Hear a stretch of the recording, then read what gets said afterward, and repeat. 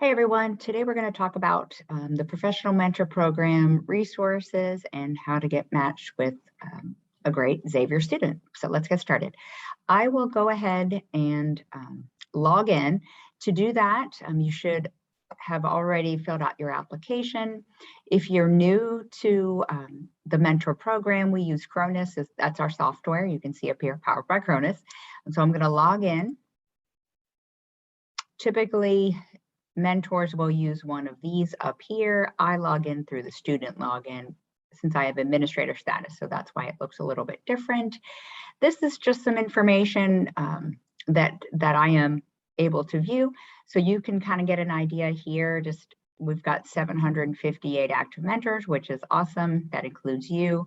Right now, we have 370 active students, and we will probably have about 150 to 200 new students between this semester and next semester this year. So that's exciting. Right now, I'm going to go into my mentor profile. So this will look similar to you. If you have both a professional mentor program application and a flash mentor, you'll see both options. Just make sure that you are in the professional mentor field when we're talking about matching with students. So back to my profile. So you can see here, I've added a picture. So we encourage that for students. It makes you more attractive as a mentor when they can see you. So I will kind of just scroll down a little bit and show you what we're looking at. So the number of connections here. So you can see right now I have space for one student. That is the default. If you would like that higher, you can definitely change that. You can let us know. And I can show you how to do that. So that right now is the default. And then there is all of the information, including the questions that I answered. On the right-hand side, if you need to make changes to your profile, you definitely can do that at any point. Be sure to keep your email and your phone numbers up to date. Sometimes you'll change jobs or some different things change, company names change, so then the email changes. Definitely keep that updated because we need to be able to reach you. If you scroll down a little bit, you can see some of the other functionalities. You can do some different notes and use some tags. We typically don't use the tags. Mentoring connections. So if you're matched with a student, you'll see here. So any past, present, and future or getting ready to start connections are there. There's also some helpful articles listed here. But typically, all of the helpful resources will be on the left-hand side. So if you, this might look a little bit different to you because I have access to the system as administrator, but you will see help and support. And if you go into your help resources, there's a variety of things here that will be helpful to you when you're just starting to learn the program and get ideas on how to match and again, get to know Chronus a little bit. So I would encourage you to take a look at these. Our handbooks are in the process of getting updated now. So these are the ones that are 2 years old. So we are in the process of updating those right now. So we'll go ahead and get that your way very soon. There is a little bit on how to get matched here, just sort of an overview, but hopefully this video will show you the how-to step-by-step to make that happen. There is a partnership agreement, which we think is helpful, either formally printed out and signed by mentee and mentor, or just use it as a guide when you first kind of connect. I will say too that the mentor handbooks and also the mentee handbooks are really used to guide students and mentors in terms of how to get started, how to work through bumps that you might exhibit, some goal setting, how do I set that sort of thing. So I definitely would encourage you to use those. When you're going to be looking at the possible mentees to choose, there is a way to do that. So if I click on requests, I can click on connect with the student. Now we've got all of our students here to choose from. Some of them are already matched, right? Because this is all of the students. So if you notice, like Abby, it says one mentor, also Abby, one mentor. and another Abby, because these are all in alpha order by the first name. So we've got 3 Abbies. But what we want to do is find the ones that don't already have a mentor. So let's use our filters. We're going to click on that.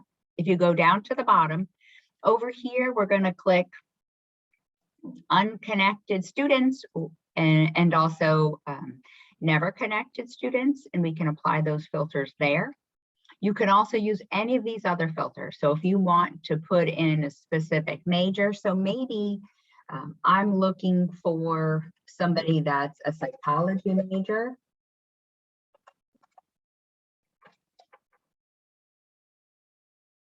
And because we are currently in the process of accepting application and haven't admitted anybody yet, there's not a list here, but there will be, when we go through the admit cycle, there will be a group of students here, and then you can choose and read through. So let me go ahead and just clear those filters so that we can just look at a particular student. Let me clear that. Okay, so let me just pull one up. So I'm gonna just pick up Addison. So you'll take a look. We'll look at Addison. We'll look at all of her background. You can see, you know, what year she is. She has a LinkedIn, so you might check out her LinkedIn profile, kind of read her background, what her major is, all of these interests, and then a couple of these questions and answers. So if you were interested in connecting with Addison, then you would go ahead and send her a message and start the conversation. You can also request.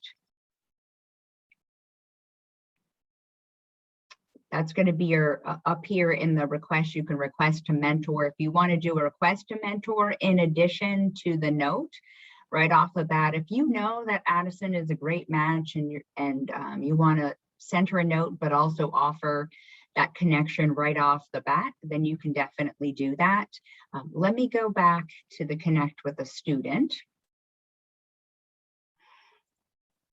And I'm going to go back to unconnected students. Again, we don't have a ton right now because we're in the process of admitting, but for this purpose, I need to just pick one that isn't matched already. So if you see here, I can connect to Kate. I can send her a message. I can then also hit this connect button and offer mentoring.